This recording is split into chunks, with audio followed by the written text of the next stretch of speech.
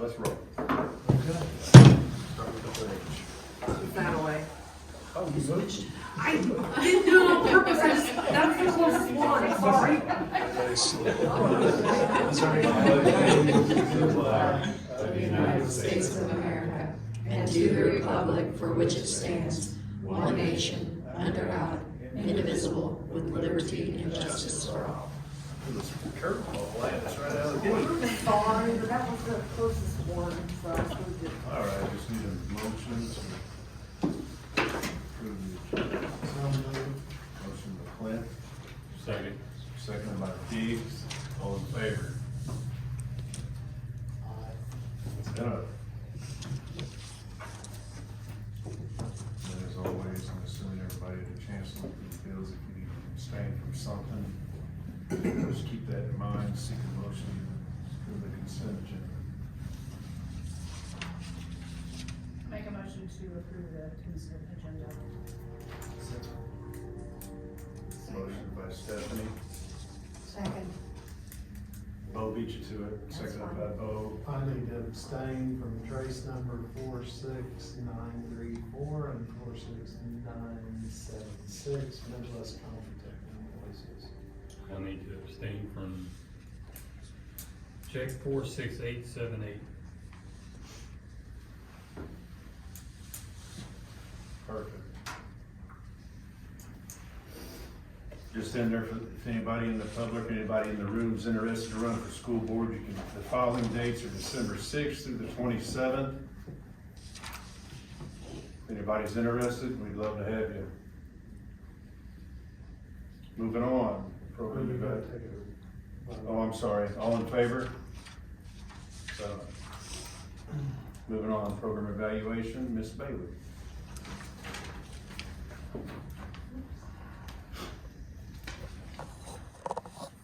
So I put last year and the start of this year on the report because we've been in the summer, so it's kind of got shifted around. I didn't know for sure what exactly you wanted.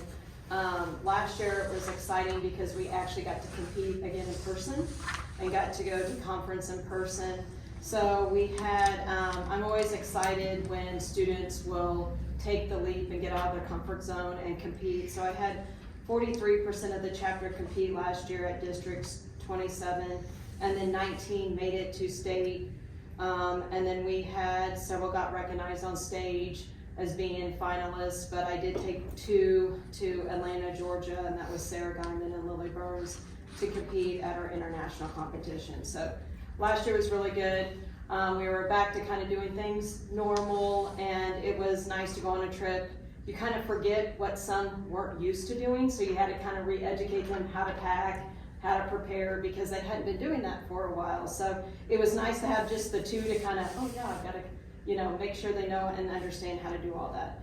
This year's been really exciting because with the DECA program, I've had a lot of students not only become members, but I have about 60 to 70% attendance at our meetings and at our activities. So there's a lot of young energy and excitement for the program. They're showing interest in competition, so if I can just get them in after school and work with them on that, so I'm kind of see where that will go.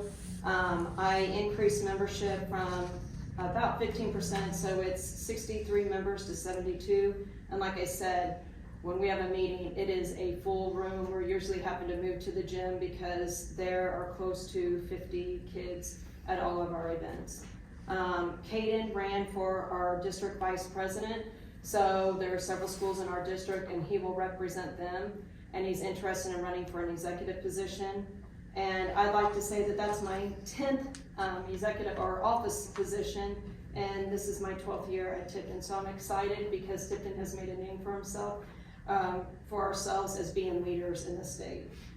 What's exciting this year for DECA is we are really involved in 2 community service projects. Alana McDonald last year wanted to raise money. She has worked at McCall's. She actually has several different jobs, but McCall's she did a DECA project with last year, and I have been way impressed with how McCall's just kind of lets her have a lead in what she wants, and they value her opinion. And she had designed a label, a Hope pink candle, and I should have brought one tonight, that it created a scent. It's a popular scent. They colored it pink, and then they have a Hope label, and they sold those to us for cost. And then she was wanting to raise money for a cause. She was gonna join in with the cheerleaders, but they were just doing it to the Breast Cancer Association, and she wanted to do something a little bit more personable. Being that Kylie's at Mizzou, she became part of Fighting Pretties at Mizzou, and so I kind of told her about how they put together care packages for women that are fighting cancer. And if we know somebody in the area, in March they'll be sending out care packages. I know last year Kylie had 5 women that she knew in this area. She wrote a note and a care package was sent to them. This year I think it's like skincare products that they're putting together. But Fighting Pretties has a goal of doing like 300 care packages for the hospital, and there's some others that they're wanting to do within the central area. What I did not realize is that there's a national foundation of Fighting Pretty, but there's only 2 universities that they have. So Ohio and Mizzou are the only 2 universities that have it. But Alana contacted the president. She did all the communication. She kind of just kept me in the loop. She worked with McCall's. And we sold 43 candles in just a week's time frame and raised $1,887.50 for that cause. We wanted to do a big display of presenting the check because she had a big check printed, and we wanted to do it at a football game, but it was Mizzou's homecoming weekend, so we couldn't do that. So we went to the meeting, and I'm glad we went. I just wish I could have taken more members because they were so deeply touched that we thought of them, that we did this. It's one of their largest fundraisers that they've had since they got it started. They now have 150 members. I bet there were about 70 people in the room, and Alana got up there. She shared what she had done. We gave them the check. They posted us on their Instagram. They contacted the national founders. Whenever that founder comes in, they want to meet us to kind of see what we've done and thank us. So we've made quite an impression there. And Alana's thinking about going to Mizzou, and I have no doubt she'll become involved in this because she was very, very passionate. She's thinking of what the next thing she can do. She's already working with McCall's on creating another candle. So we may do something with our DECA district, because Caden has to do something to bring in the whole district, and we may raise some more funds for another cause. So she's right on that, and her and Caden have been working on that. The other community service that I had brought up to the officers this summer, because we do so much with the Special Olympic athletes this year, and I know how much it has touched my family to see the interaction with the students and the athletes, that I mentioned it to my officers, like, let's see if we can get involved and help them. Well, they are working. They thought they were just working to get state, I need to get the title.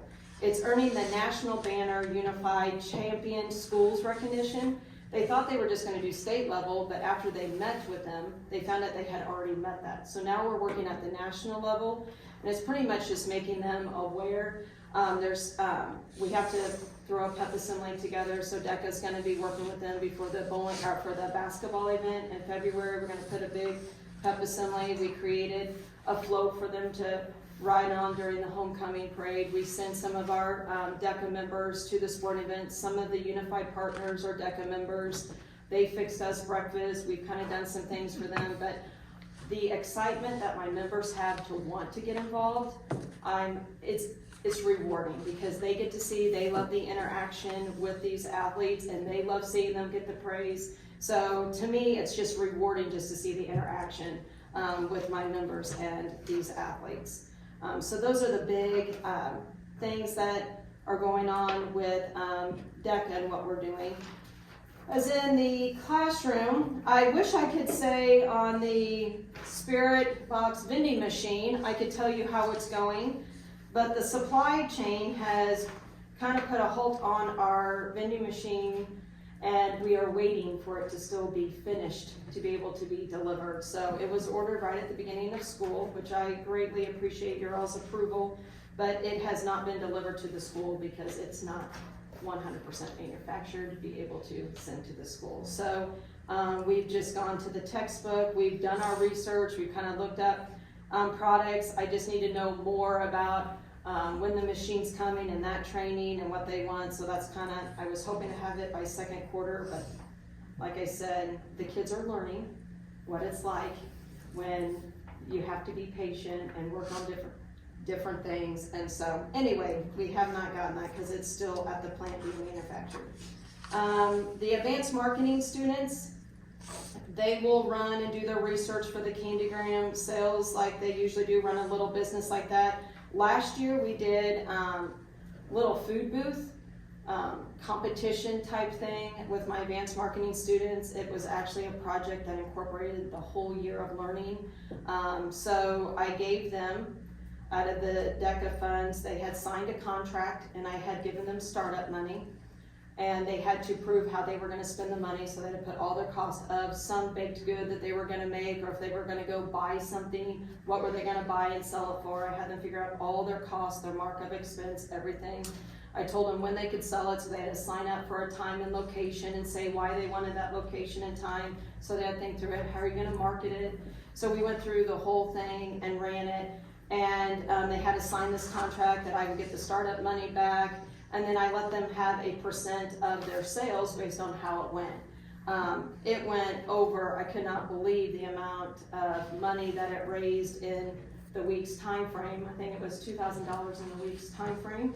But I did get all my money back. It was a great learning experience because I had 2 gentlemen that after the first day lost money, and they were like, but we worked out a plan and they ended up doing $11 profit. It's because they didn't quite research their McDonald's burritos at the right cost when they were selling them. And that was a huge learning experience, but the kids really got into it. And I had the students last year said, what class is that? We want to do it. So I plan to do that with my advanced marketing students this year at the end of the year, because it was a great learning experience. They said, what's the markup and break even? So we had to redo all that and apply it to their food stands, and it was a great learning experience. So I plan on doing that again this year. And accounting, I'm teaching accounting again this year. We were off last year. I learned something. I follow different teacher groups on Facebook, and someone was talking about a QuickBook certification course that you can do for students. So I'm currently researching that to see if I can do that second semester, so my 7 accounting students can be QuickBooks certified and have that as something that they could put on a job application. And they were all really excited to know that that could be a possibility. And then all of my students get to be part of helping promote the Special Olympics. So that's exciting. And then I talked to Bridget today, and for personal finance, we are going to set back up that real simulation where the students get to go through and experience, pay, what your pay's like, house payments, you have to drop your kids off at daycare, get back to daycare. So it's a real life simulation that I know the kids some of them panic during it, but a lot of them usually gain some great knowledge. But I have had some students that panicked because they were so overwhelmed with it. But it's a good learning experience. So that's what I have going on in the marketing department. Do you have any questions? I don't have any, just doing a great job. Thank you. Thank you. It's been a very busy year, but it's been a good year. Hopefully your machine comes in soon. I know, and the kids are ready for it to come in. We're just ready, but and I'm sure the guy is so tired of seeing me email, but I'm like, any update? But it's still parts, waiting on parts. So, I understand. thank you. Thank you. Thank you, Tricia. Moving on to the reports. Dr. Rob, you're up. Try to give you just an outline version. First thing I have on there is our comprehensive school improvement planning. And 2 acronyms there we should get pretty familiar with. One's MSIP, one's CSEP. In education, we use a lot of acronyms, so I gave you a link there just for your own study time. I'm sure you want to read the comprehensive school improvement plan, MSIP's DESE's release of 89 pages, along with several other pamphlets they put together. The good news is they finally come out of draft copy. They've been draft all summer long, even though they have the first cohort that's already starting to work through the CSEP part, where it's actually going to be something that we have to upload to DESE. Now, if you look on our website, we have one that we've been operating off of. We need to revisit it because it's going all the way back to probably about 2019. We developed a mission statement at that time, we looked at the challenges of our district, and we started working on those things, everything from Project Lead the Way to literacy, to just building a supportive culture, developing the framework of PLCs and intervention, looking at our curriculum, having that STEM or STEAM type focus, and getting kids involved in technology, just updating a lot of things. So that still exists, it's still there. I think we'll use that as a bounce off point. Since we have this space, the area schools that were in cohort 1 that were working through developing their CSEP based on a draft scoring guide of a bunch of evaluators that were not formed yet. Never seen anything like it. Sorry, I won't go too much in depth with that. But just trying to get people started with it. I got to kind of sit on the side and kind of watch how this is developing. I think we'll be in a better position since we're in cohort 2. And we won't start our development until next year. But we'll start having these discussions now on things that, and if you guys think of anything now, you can feel free to talk about it. As we look at, kind of the core things that we're always going to be working on are literacy, math. I think we're also working on things that engage students, student engagement, showing up our professional learning community model, which I can go over that with you guys a little more, but that's another acronym that we throw around a lot. It's been around since the late 90s, but difficult to do, easy to say. So it's one of those things. Since we have a really good start, we'll have some things that will be easily plugged in, and we can say, here's where we are now, here's where we want to be. It's actually part of our accreditation process now. So now they're holding every district in the state, all 518 of them, accountable for their planning process. So we're going to have to get more focused on our planning process. Some of the data points that will come in will be a survey from our stakeholders, actually having conversations with our stakeholders. If we can get people to come in and have those learning conversations about what they want to see in their school, having discussions like this one. This is the beginning one. So I'll be putting something on our agenda probably just about every month, and we'll talk about a certain area. Next month, the principals are already ready.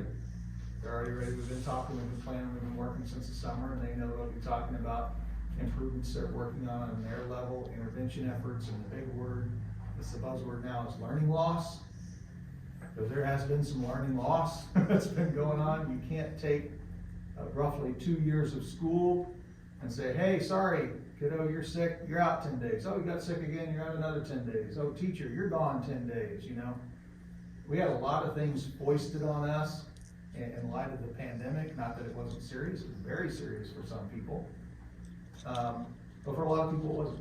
For the majority of people it was not. And that disruption to education, we should expect there to be learning loss, because business as we knew it was completely imploded. And it was frustrating for everybody. So now we're starting to see what happened because of that. And both schools, elementary, middle school, high school, 6-12 is kind of one building, but they're all mixed together there, K-12. All schools are looking at what can we do to help catch kids up? What can we do to get them back on track where they need to be? Probably the biggest impact we're seeing is in math right now. We have some of our state assessment scores that are back. They're kind of showing that. But remember, don't get freaked out about test scores by DESE.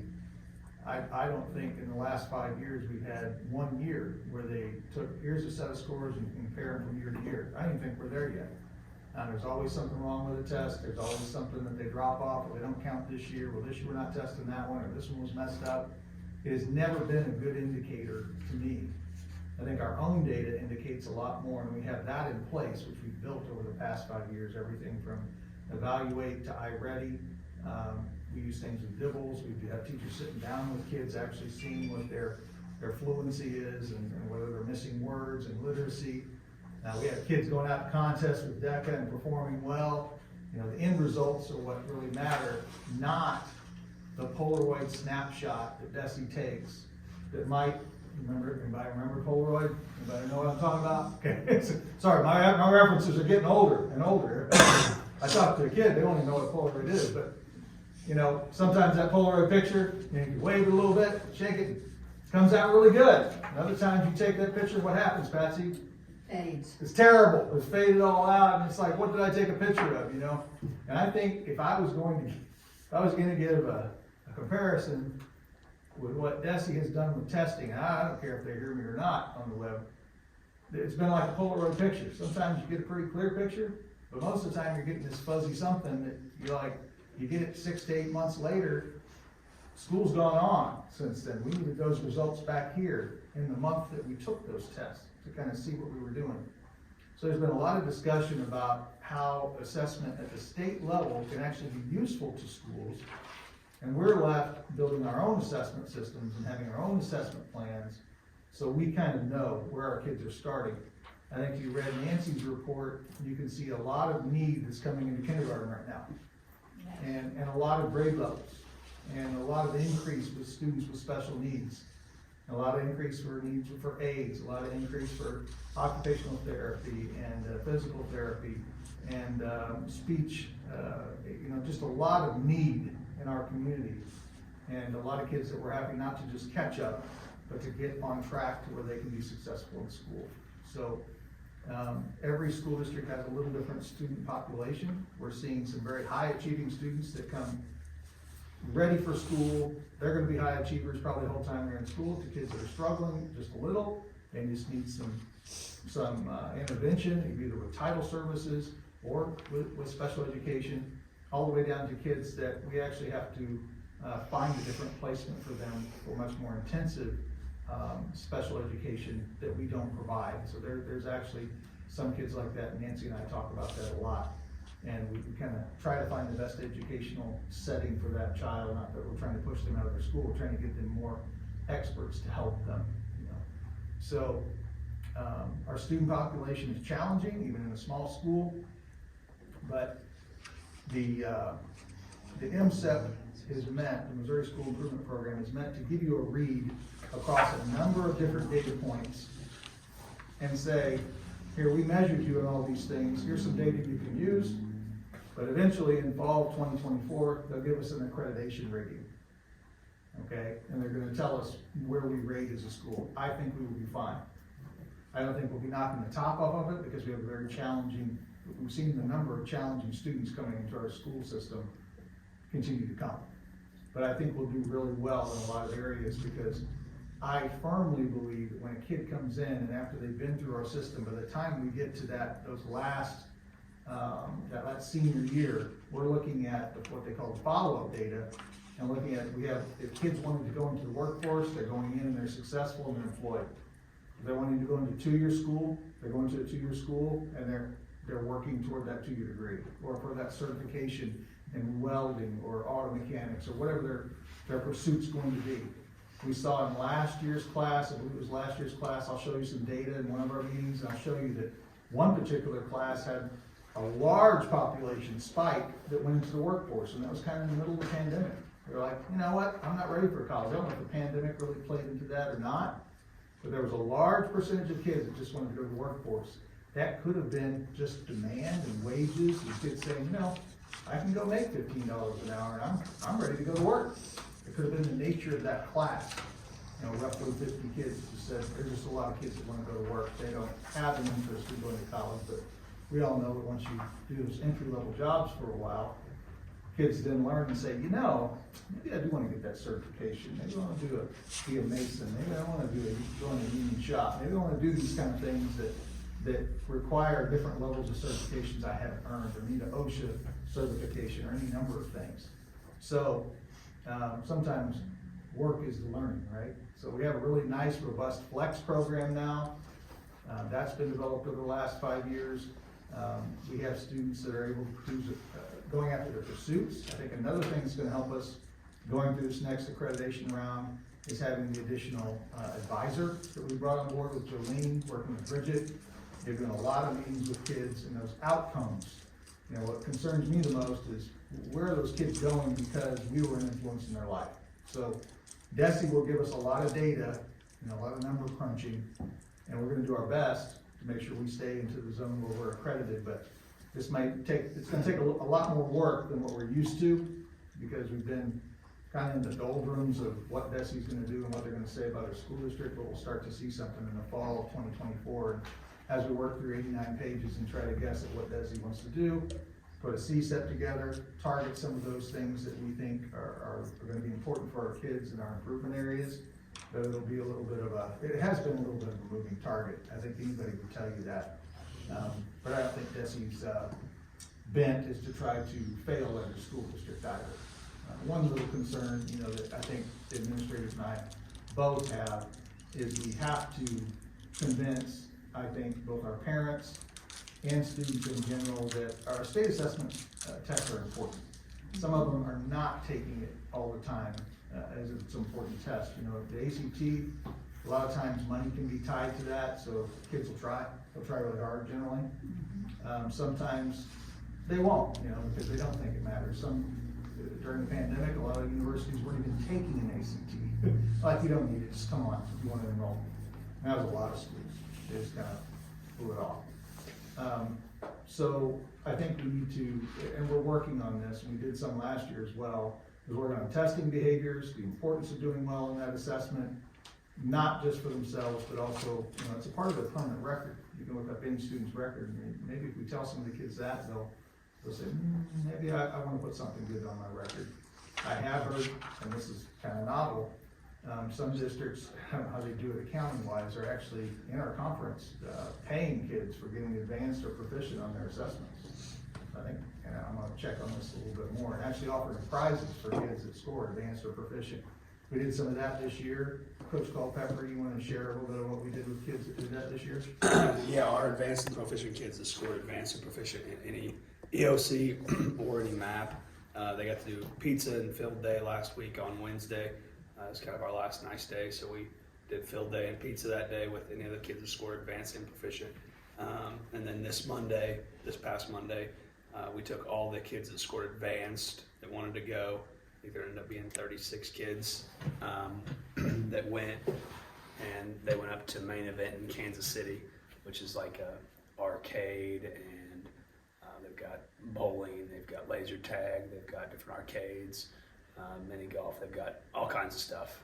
So for all those kids that got advanced, they got to go up there for the day and enjoy that. So, you know, I think that the feedback we got from that was the junior high kids really loved it. The teachers that went really loved it. The high school kids maybe want to do something different. So they don't necessarily want to miss school because they don't want to miss class. They got challenging classes they don't want to miss. So we'll figure out something to offer the high school kids next year. I didn't put you on the spot, but just kind of keep in mind. So we've got a lot of things and a lot of data points to kind of work with. The good news is I think we're doing a lot of things right that will translate to our accreditation being just fine. Just a matter of us putting it into DESE's template and making sure we're dotting I's and crossing T's, because it's become all about being success ready. I think we do that pretty well for a lot of kids. At any rate, so that's that part. I did not put it in my report, but I wanted to share this with you. Some new changes coming down the pipe, because we've got to change everything. We just can't stay the same and do it well. Our school information system through Tyler will be retiring. I guess they've had enough too. Tyler's been around for a long time. I can remember using it all the way back to when I first started teaching it as a DOS program. It was just like a blinking light, and you had to log in. I started from a blue screen and moved up. Tyler Assist will change, and in 2024 we will have to change and find a new school information system. That's everything from grades to lunch to, gosh, what I'm forgetting, scheduling, special education. It's all one big ball of wax. It's everything that reports to DESE. It gets us paid. It's teacher certifications. It's a whole new system, and it will be a lot of new learning for our faculty and staff. I sat through a demo, and they're going to give us a sandbox. Anybody know what I'm talking about? Sandbox to play in, so that we can see what Infinite Campus looks like. I believe Sedalia is going to adopt Infinite Campus. There's about 80 or 90 school districts that are looking to adopt it. They are out of Minnesota. I talked to the lady for about half an hour, and then she gave me a lot of links, and we talked through different things. Obviously, I haven't bought it yet, but it's nice to be able to see it, so I'm looking for her email to give us access to that.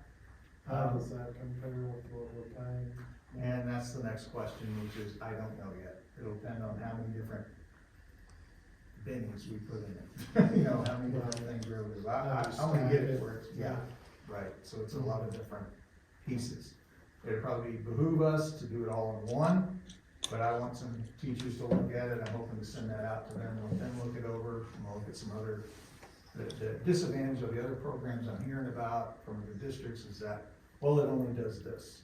Okay, then you need something else and something else for this, so you're dealing with 3 or 4 different vendors to do all those things I was listing off, which I don't think is good. So you might end up with a similar price, but you know, when special ed has to do their thing, they're doing it in one program, and the lunch service is doing it in another, and then, you know, they weren't doing the scheduling, the counselors are using something different, and I'm like, oh, this is just, it gets lost, right? And then you lose one of them because they get bought out, and that's kind of what happened with Tyler Sis, is they either retired or got bought out. I haven't found the company that bought them out yet. I thought it was Infinite Campus, but it's not done. So, that's one thing on the forecast we're heading into. So we're working on that we would be me right now. So, the, Trimco will be in next week out of, Kansas. They do a lot of assessments on roofs. These are full roof assessments, where they come in and actually show you what roof and what the longevity is for each part of your roof. I've had a few companies up there, one of them looking for business, the other one's our architect that took a look at it. They don't think we have anything probably for the next 10 years. This company, I discussed with them at the MSBA conference a week or 2 ago, just what they do. They produce complete plans and they show you exactly what you have. They may even x-ray it or do a core sample. I don't want to do any core samples right now, but they'll actually look at each roof, which was probably done, if my guess is, the last thing that I saw, it's done over a period of years. So they all weren't done the same year. So they probably all got a different lifespan. We had the bulk of that done by JNR at once, didn't we? 2015 you had, That was a patch, kind of. no. It wasn't all of rotated. it. I mean, I did the gym, Yeah. I didn't go off or whatever. Yeah. But at least they'll give us an assessment of where are we with our roofs and what's the condition. I think they're all pretty good. We've got a little patch here and there, but it'd be good to know, well, this roof that you put on is this type. It'll be done in about the next 8 years. This one, you've got another 15. This one, you've got 5. This one's coming up in about 2 or 3 years. You see all this damage. So they'll actually take pictures. They'll assess the whole thing for free, because that's part of their mandate and how they are licensed. I didn't understand this, but when a district asks, they have to come out and do a full assessment to do business in our state. So, kind of a good thing. I looked at some plans that they had done pretty thick for some pretty large districts and actually put it in a chart for us so we can see it. So if we have to plan for something like that, we know, especially it's good information to know. If, we'll know before our December board meeting, we'll have a good look at everything. And I may try to have them come in, if they can come in and actually present to us and show us. They're not hawking for business, they're just more fulfilling their mission to do that. And if we would use them and we bid for it, then we would. If we didn't, we didn't.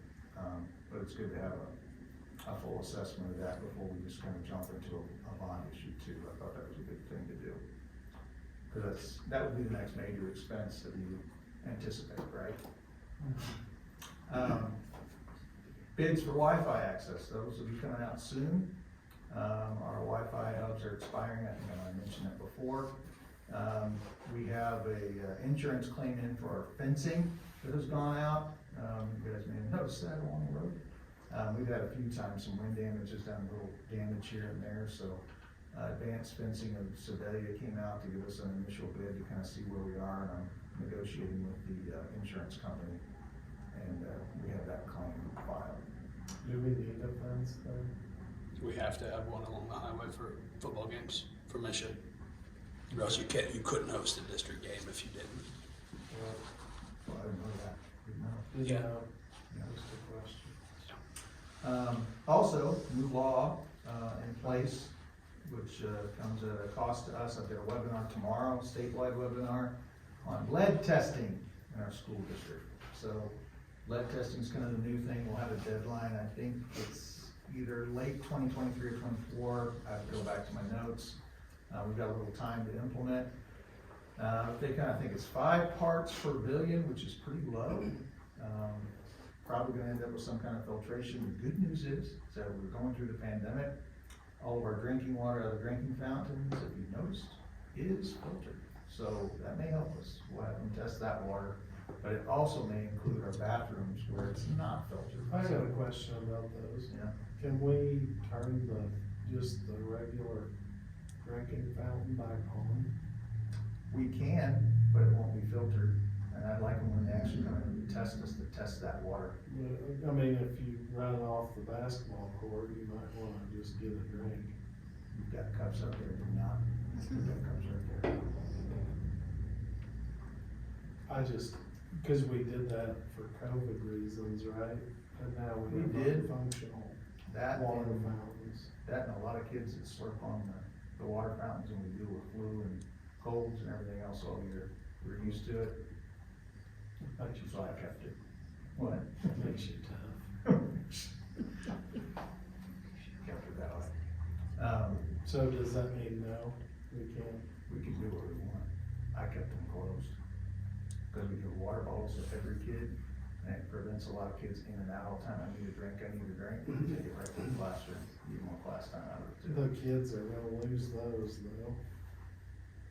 I know. kids Something to have think about. Cups and bottles and. Unless, I don't know, why we can't just have a water fountain. Frivolous, but I don't know. Me making a motion? You know what I mean? Well, no, I know, saying- I'm I'm just- saying I'm not gonna do it, cause I want it filtered. And because I don't have any more kids sick than what I need. If they're gonna suck on the water fountain like I've seen it, I'd assume not have more kids sick and out. RSV virus is now the new thing that's popping up in our hospitals. And, if that prevents a few kids from getting it, that'd be a good thing. Janae and her group did a whole group of water fountains for all the kids, the water bottles for all the kids at the beginning of the school year this year. So I don't know. And with this coming out, I thought, let's just keep it on there and see if our current filtering works. And if it does, then we won't have to go back and put those back on again. I'm hoping it works.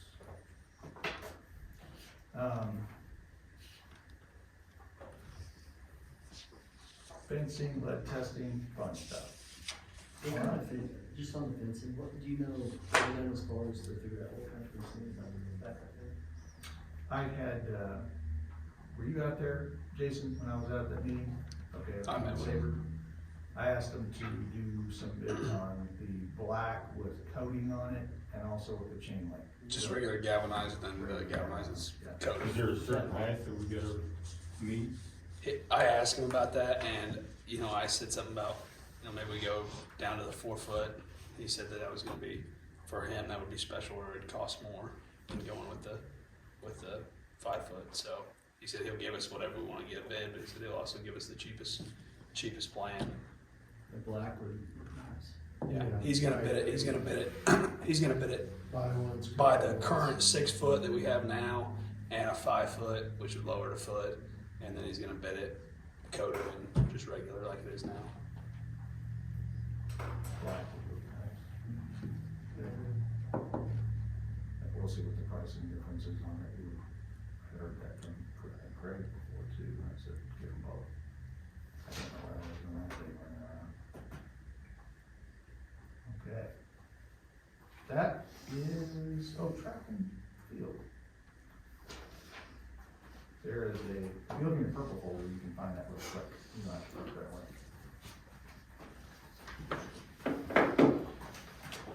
That is what our architect put together for what he thinks the prices will come up as. I also had one vendor that came out, AstroTurf vendor. And they are doing a lot of these now, so he said when you go out and bid turf, you know, lowest bid is not always best bid, so here's an example. So he showed a piece of turf, and I'll pass this around, it was bid out to a school district, and he showed the difference between what AstroTurf is. with a pad, he put the pad in there too, so you can see it. He said it's not concussion proof, but it's concussion reduction.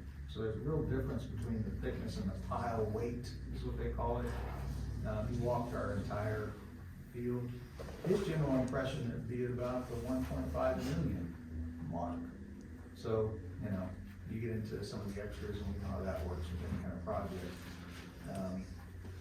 Every time you add something, it's about a $50,000 bill. But that's what the architect thinks we'll be into. He's coming up with about $2 million to get the track and also get the turf field there. The 1.5 was the field and the track, or the field? He thought it was the track and the field. So that would leave us a little room. If the bond issue was run for 2.5, to also kind of respond to what some of the things the community is talking about, which is, might allow us to do some kind of a remodel on the field house when these homeowners that build it all new, that we might get, some kind of remodel. Now, I have not heard from, Chris at PWA yet. He did come out and tour and measure, brought out a laser measure and went through the whole building. So he's actually working on some options for that space as well to improve it. But I don't know what those look like yet. He has not provided those to me. Dr. Rob, did you see the report on the turf on football fields? It was mainly soccer, and they're coming up with cancer because of the stuff in the turf. And of course, the turf people are coming back and saying, well, no, you know, it's all okay, but they've had several instances of cancer show up among some of these, and they were mainly dwelling on hockey players at the time, but it was the same thing. And I didn't know if you had heard that, and I know if we look into that turf, there are some companies that are safer than others. Okay, so when. Jason has some information about that. Did you have anything? On the cancer I part? read one report, but I haven't read the cancer part. I hadn't read that one. No, the one that always gets brought up a lot is like the, you know, the issues of, like they bring up in the NFL, you know, NFL players are very outspoken right now that they want to play on grass fields, not turf fields. But, you know, they're talking about grass fields that are state of the art, that have heated dirt. So you have grass in the wintertime at Arrowhead. It's not like our type of field that is more like closer to pasture than what it is compared to Kansas City's field. So, you know, whenever they talk about higher injury rates on a turf field, that's comparing it to an NFL or a college stadium, not Windsor High School or Tipton High School. You know, whenever you go across our field, you feel ups and downs. You can roll your ankle in some spots in some people's fields, just from the holes in it. So, you know, the injury part of it, it's not researched for high school, because the high school fields are obviously not nearly as good, because high schools don't have the money to spend to keep a field as nice as, you know, the universities or NFL teams. But I don't know about the cancer stuff. I just think it's something to keep in mind if we do that. I mean, it's a little bit of research, but whoever, you know, engineers this needs, that we need to be on top of. Yeah. I agree. I haven't seen anything correlation to that. Just to answer Pardon? the question. I have not seen anything Yeah, correlation. it was, there was an article on the news about it, 2 days ago. And they had some of the girls on that had gotten cancer from that. It was Hodgkin's disease. I think it's what mainly came from it, was what was detected. Yeah. The AstroTurf, the salesperson that came down to talk to us and talk to me and we kind of walked the field, his company, you know, is probably one of the higher end type of offerings. So we don't want to get into something that's cheap and remanufactured from used tires and, you know, stuff like that, you know, so if we put something down.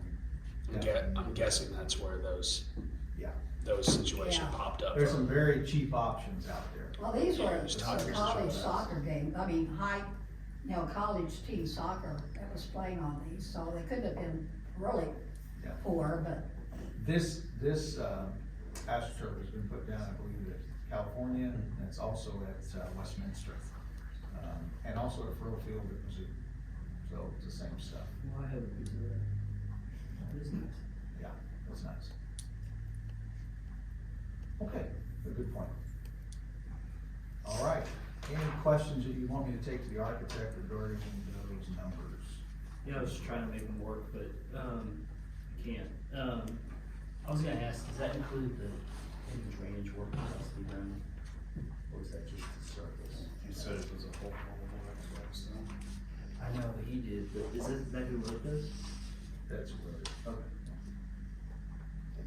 but I'll ask him for.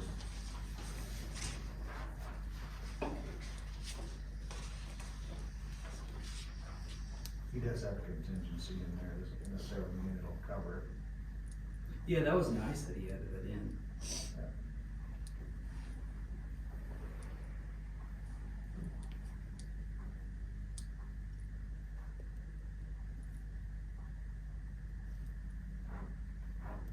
Anybody else have any question?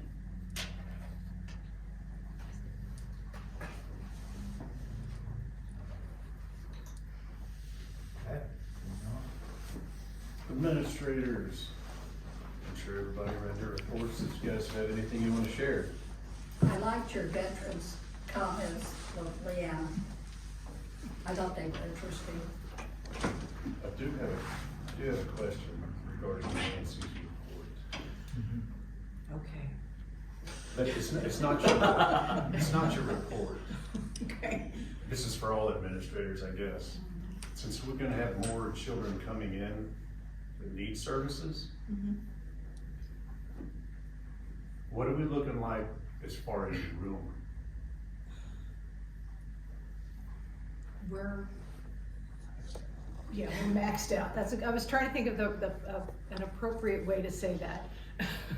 We are making do with what we have at this point in time.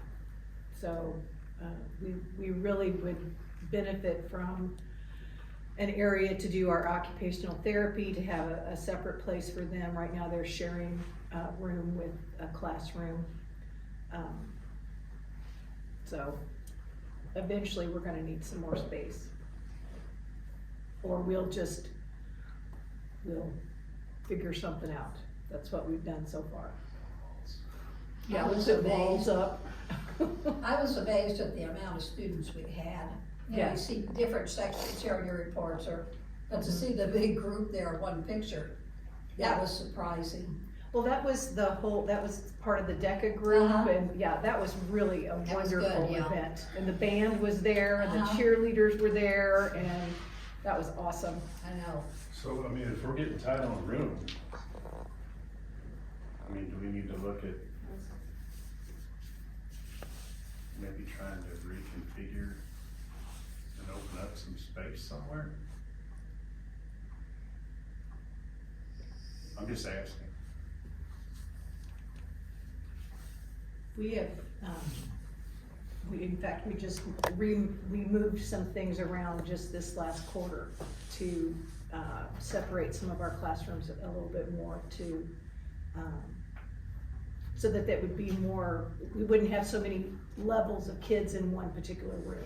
So, we're okay at this point in time, but in the long run and in the future, you're going to need to look at that, so. Because I mean, I just don't want to shove in, you know what I mean? Yeah. We don't. I don't think that they're that way right now. No. I We think have that actual we're classes. using the space that we have very well. And there's always a fluctuation in number of students, Yeah. Right. students that we're servicing, and so we look at that, and so we have to make room adjustments and changes, and And we, as a group, sit down when we were having the issue with the, needing to separate our younger students. I sat down with Leanna and, with Ashley, and we brainstormed ideas of, well, what about this area, or what about, the computer lab, or is that really being used, and can we, we're redoing the elementary computer lab and turning that into a Title I area and a PLTW area. So we're trying to use the space that we have the most efficiently and effectively. And the good news is, we're not like some school districts that are, shoving kids into janitor's closets and things like that. We have actual classroom space for all kids. So that's and kinda- those classrooms aren't overflowing. No, in any way, shape, or form. No. I just wanna be sure, cause I know we have some, the numbers are big. Just be sure we have adequate space Yeah. And for it's- what they need to do. And some students are not required by their IEP to have a self-contained, they call it. Yeah. That's not all of those over 100 students we have to have self-contained. They may be receiving services in a regular ed classroom, they may be coming out for one class a day. So when you say special education, for students in special education, you're not necessarily talking about, oh, we've got 120 kids, we need to have space for all of them separately. It's not always separate. Right. We offer the full continuum of services, so we have some students that get their special ed services, goodness, probably 90% of the time in the general ed setting with push-in, with the paras, or with the special ed student co-teaching, so. And some of our highest need students do have special separate spaces. That's the one thing I have. Good question, though. Actually, I do have one for Jason. A lot. The weights outside that weight room, or the rack, or whatever that is that junk, or extras, or? It's on the move list. Okay.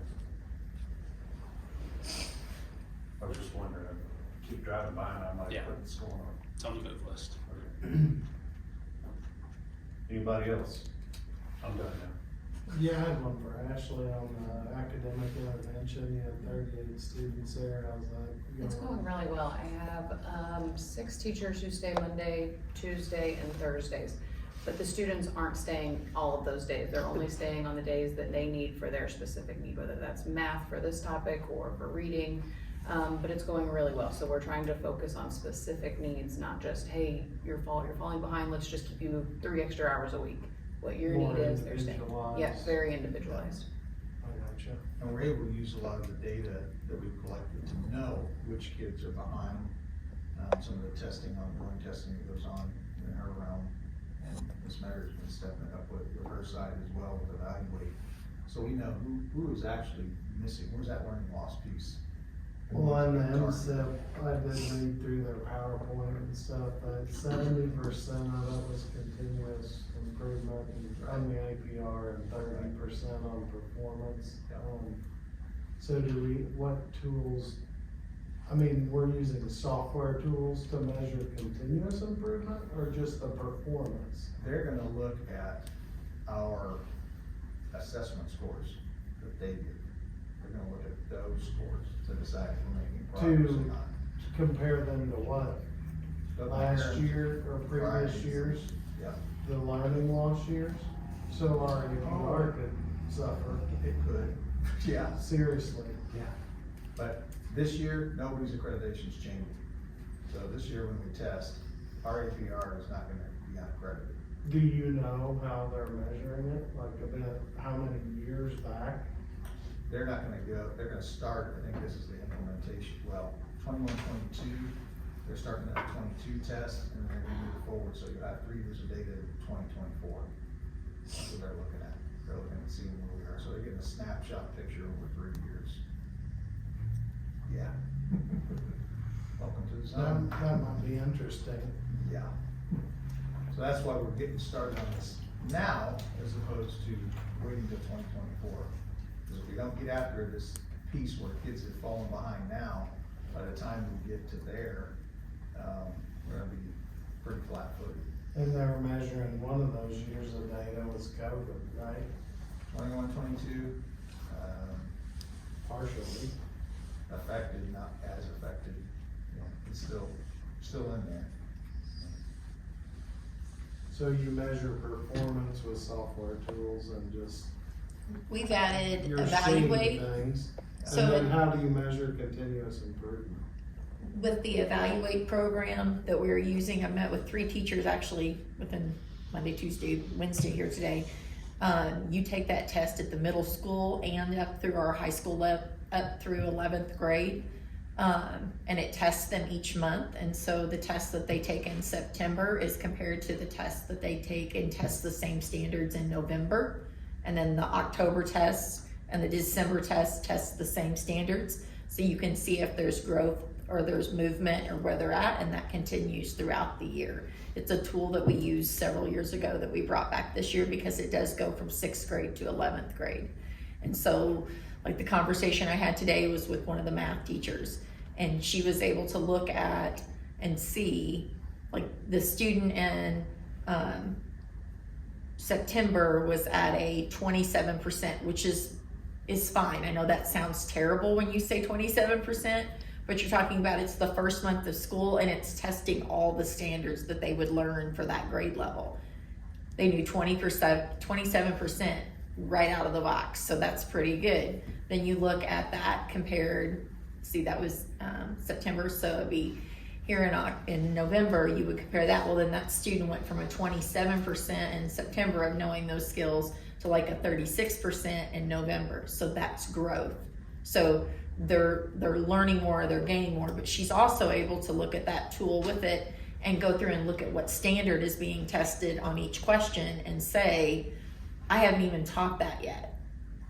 And there was one standard that she hadn't taught yet, and she said 52% of the class has that standard down and I haven't even taught it yet. So at some point in their 7th grade year or their 6th grade year, somebody focused on it. It was square roots is what it was.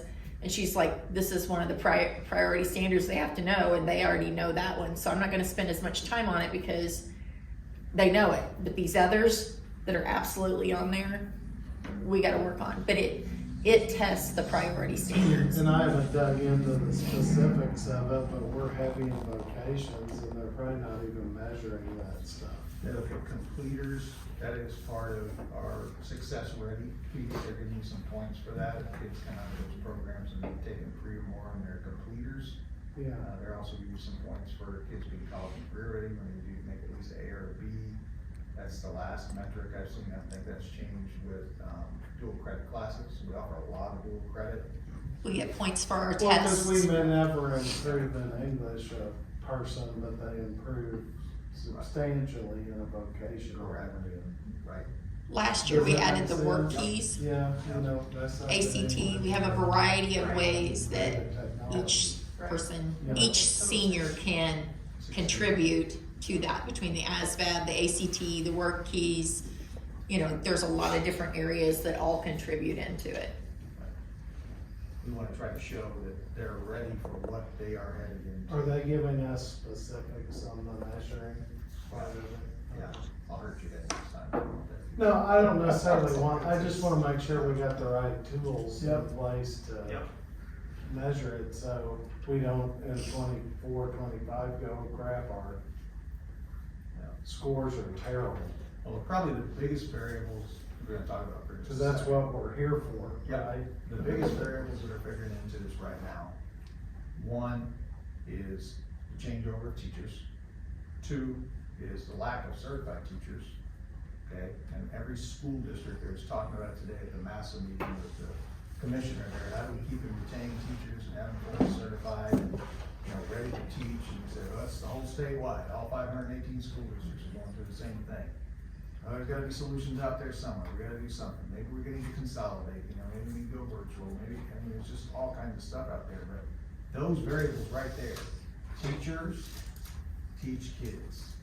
Highly qualified teachers do an excellent job, and keeping and retaining them is important. So that variable right there is gonna matter. I'm not gonna tell you who, but there's a teacher over there in our high school, she has some of the highest scores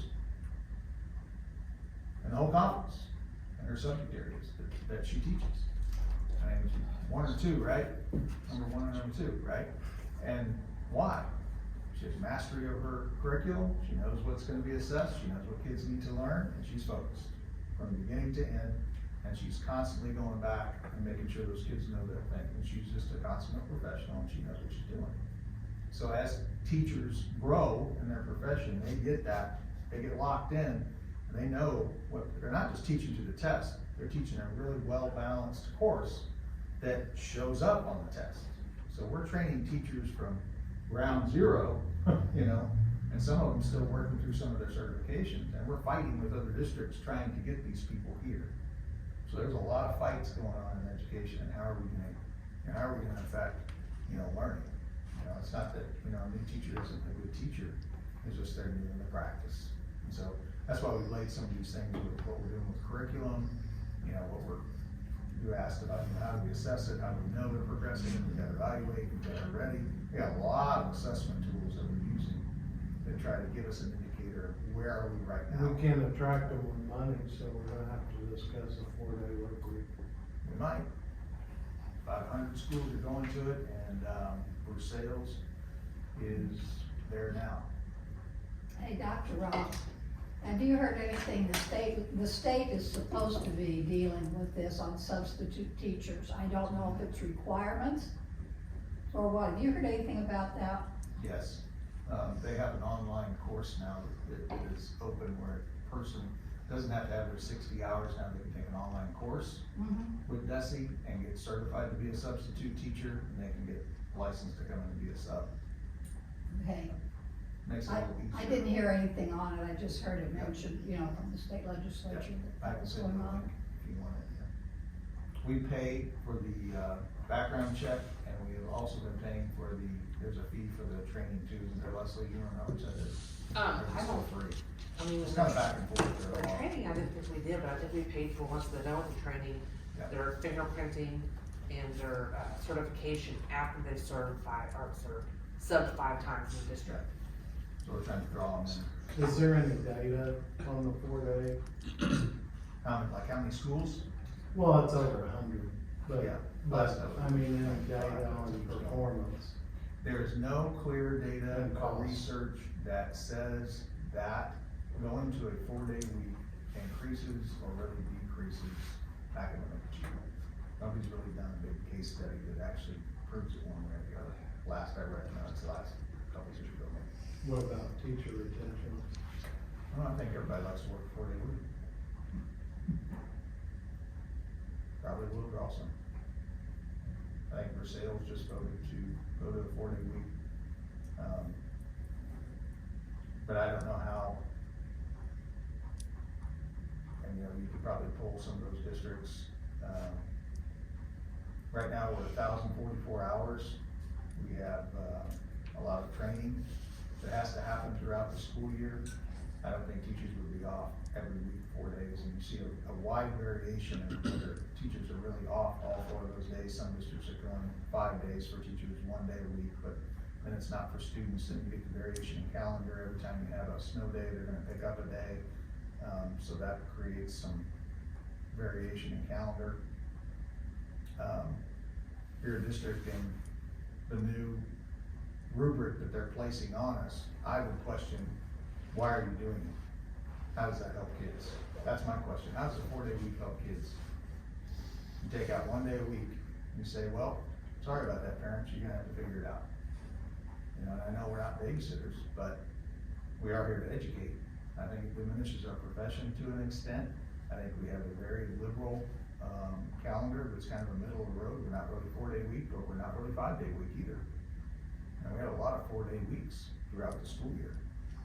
But I tried to balance that between, giving a livable life for educators, but at the same time, and giving them generous break times, but also giving us the training that we need to carry on throughout the year. It allows our principals to actually set up a training schedule of what we need from everything from CPI, which is nonviolent crisis intervention training, to letters training, which is going on with Ashley's group. You want to talk about that just for a quick paragraph?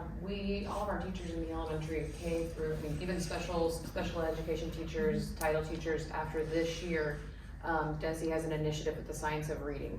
And so it's teaching them to be really great reading teachers. So they all applied for scholarships last year and received those. So we're receiving this training free, and we're a location for other schools to come here and get that training as well. So And not all schools are doing that. no, they went around our schedule and worked on our PD days. So they come to us 4 times this year, but the teachers on top of that are completing like 15 hours of online training on their own to be able to complete these modules to enhance our reading program.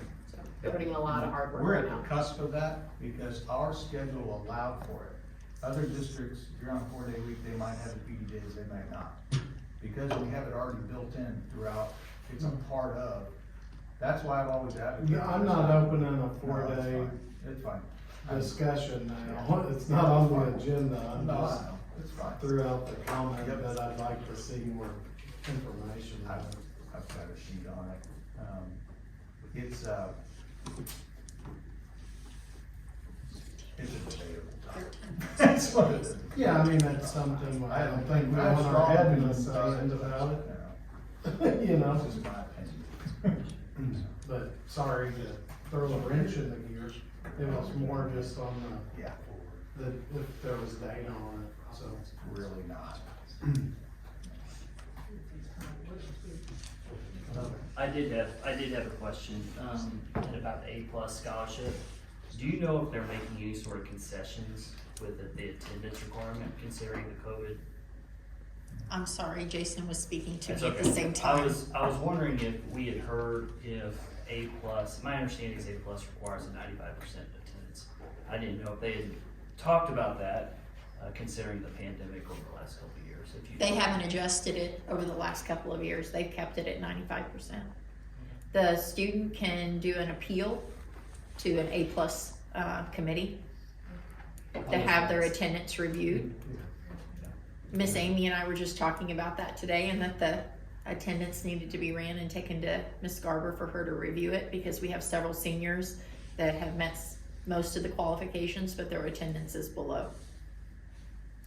I was wondering how they were gonna deal with that, because, of course, it's hard, you know, when you're building a scholarship around requirement to be there, and at the same time saying, hey, don't come, you know, during a period of time if you're sick, so I thought maybe they would. That's a good A-plus idea. actually has an appeal process set up for that.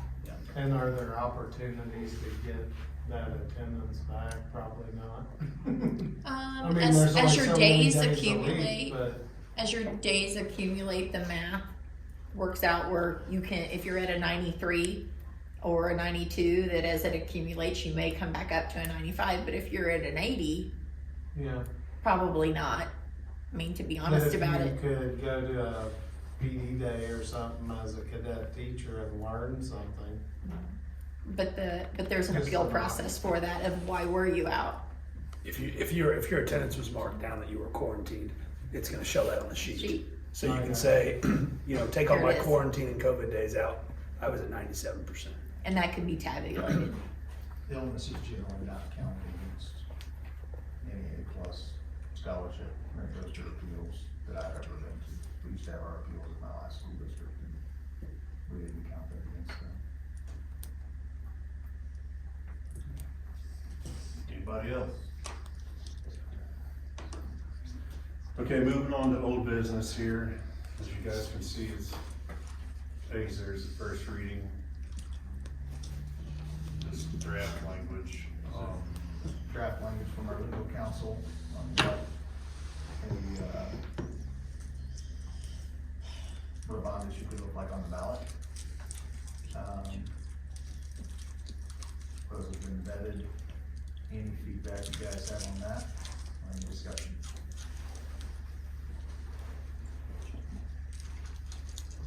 I mean, you just wanna go around and, or does anybody have any opinions or what? Comments, questions? Regarding the language or regarding the bond, just in general? Well, I mean, you, in general, if you put this on the ballot, it's gonna cost you money. Okay? Well, I was surprised, to be honest, that the bid came in as low as it did. I mean, I expected it to be around 2.2, 2.3, especially. That is very razor thin, considering all the unknowns there, but.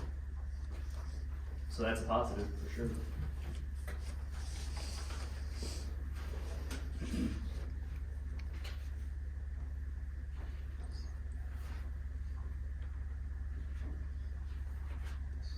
Anybody else?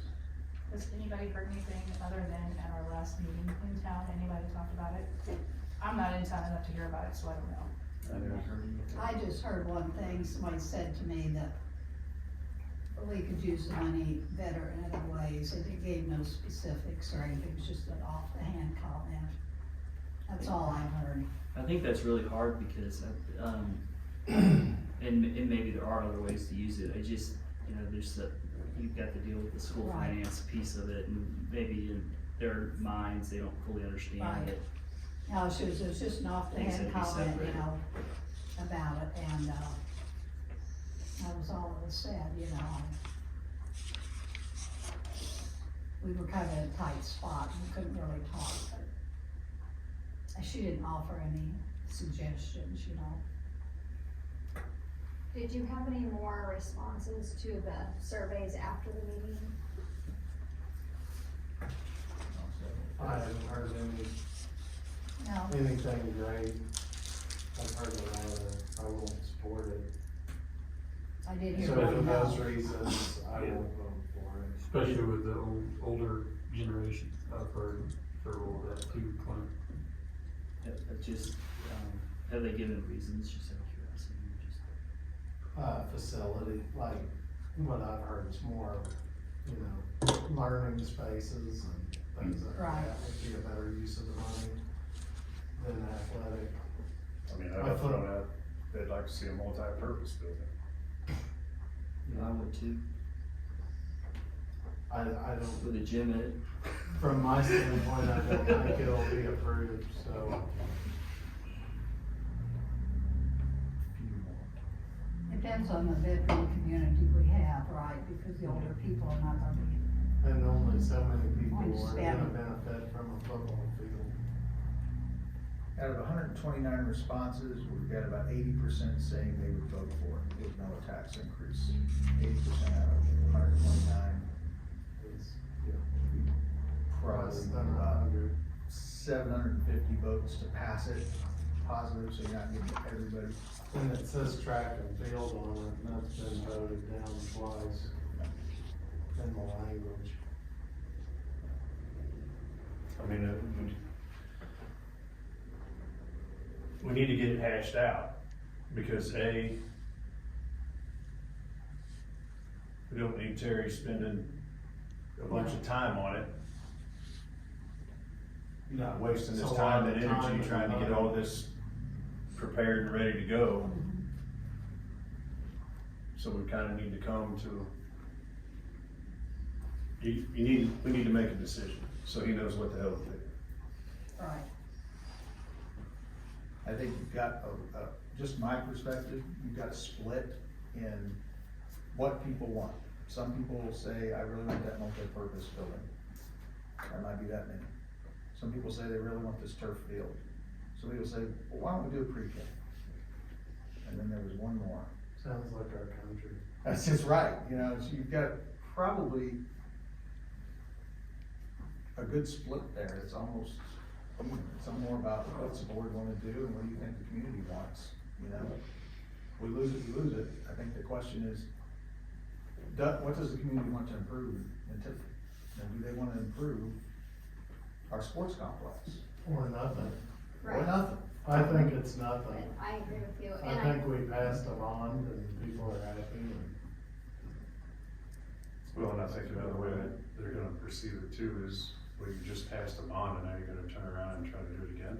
I mean, that's, I'm just being real with you. Does this require action?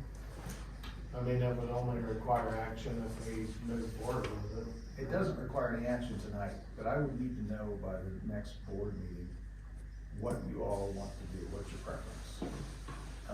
Table it tonight, then tell me in December, so I can start the process of getting this filed. Or no, I mean, let's just hash it, let's just get it done tonight. There's no sense to table it.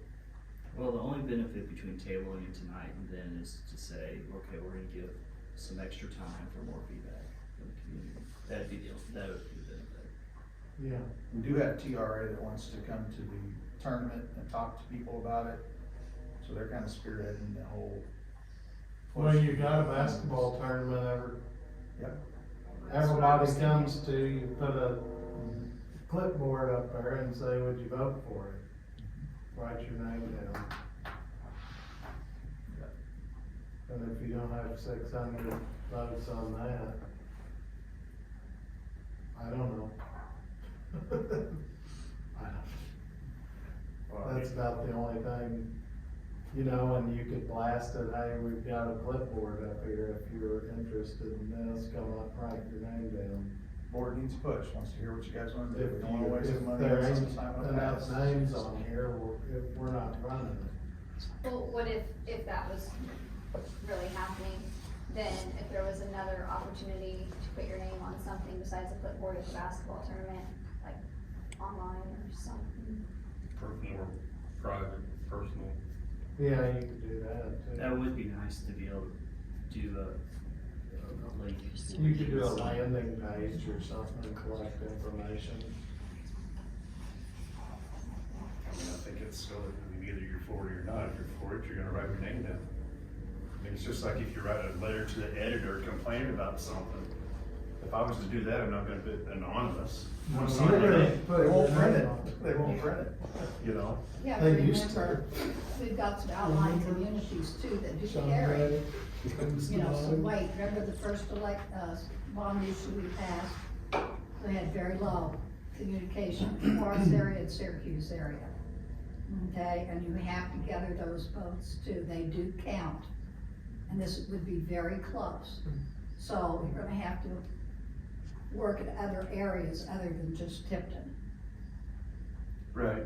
That's why I think, it would be nice to push something out that someone could respond electronically to, like you mentioned in landing page. would be good. Yeah, just here's a link and you push it out through text and email, and if you don't have time to click on the link and put your name in there, then you're probably not gonna have time to get to the polls and vote. Just some sort of smart sheet or something. Yeah. We've got that capability now, push out through Facebook.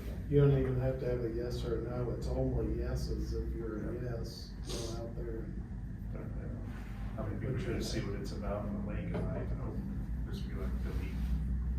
Yeah, I mean, honestly, I think it'd be biased towards basically, you're just gonna count the your guess extremes. votes, basically. But, I mean, it would give you an idea of how many people are passionate about it. As far as, if you have. That's what I'm thinking, like if you only have 100 people sign it, well, you're probably not gonna pass it later. Yeah. When we ran the track the last time though, I'm trying to remember the full numbers. We were trying to bond the full capacity, right? Yep.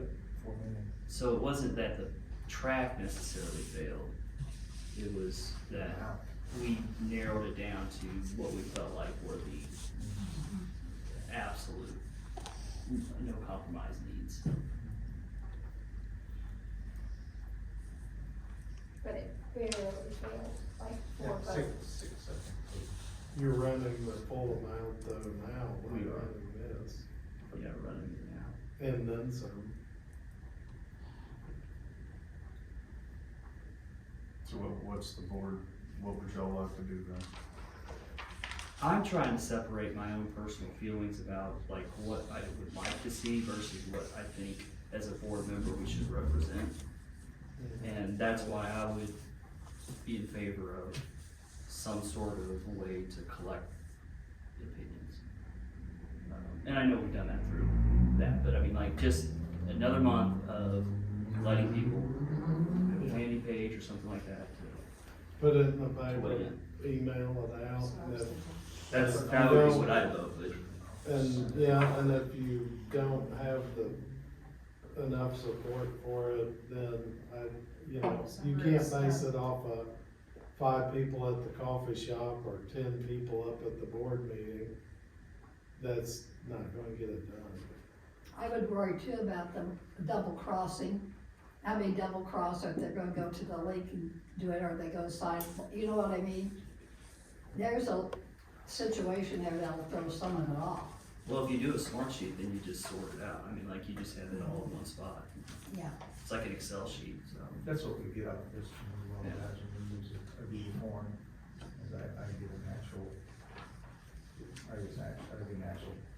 Excel sheet that fills it in along with their, it sorts it by question. So is that the general consensus of what you guys wanna do? Is that how you wanna tackle it? I think it's, Well, one more survey. Push out board. one yeah, and survey. if, I mean, if you're not getting people responding to the survey, then they're not too passionate about passing it on. That's my feelings. And they all just got the tax bill. That's the survey. Well, it's better than wasting a year. Sure. Yes, yes. That's a lot of people's time and effort, so a lot of discussion on it. Alright, so you got that? I can run another survey. I got 122 yes to vote for it right now. 651. 650. But that was mostly directed towards school families, right? It was, I think we also put it on Facebook though, if I remember right. Yeah, there's a lot of people don't use Facebook, though, you're gonna have to have it in the Tipton I was gonna Times. say, if you put something in the Tiffin Times And I'd run it every week, till that first week of December and then cut it till our off. next board meeting. And I'm gonna run this draft language as well with it. Everybody's got a smartphone or a computer, or can find one. Fair enough. Good. We can dip the bucket in the pool and find out what we got. You gotta be there, this architecture agreement for services. Yep, did you guys read through that? My concern is that, I was under the impression he was going to give us the full completed plans for 10,000. You see what he proposes there to do for that amount.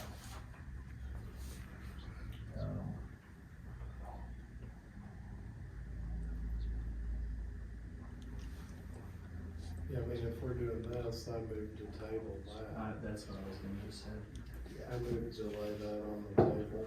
I'll second. Or is it just- We have to vote on Okay. Did you get that, Leslie? Motion by Clint, seconded by Bo, all in favor. So, I'll move the Board of Education in executive session pursuant to 610.021, discuss, 1 and 3, and include Ms. Metter, Mr. Culpepper, Mr. Robinson. so we got a motion made by Bo, Second. seconded by Clint. Bo, Yes. Diggs. Yes. Ashley. Yes. Ms. Reed. Yes. Clint. Yes. Stephanie. Yes. Myself, yes. 7-0.